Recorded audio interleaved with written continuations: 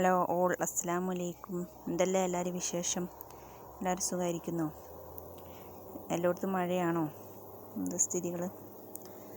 നമുക്കിവിടെ മഴയാണ്, കാര്യമായിട്ടില്ല, ചെറുതായിട്ടിങ്ങനെ മഴയുണ്ട്. അപ്പോൾ നമുക്കിനി 10 ദിവസം വെള്ളം ഉണ്ടാവില്ല എന്ന് പറഞ്ഞു. അപ്പോൾ വെള്ളം പിടിക്കുകയാണ് ഇപ്പോൾ.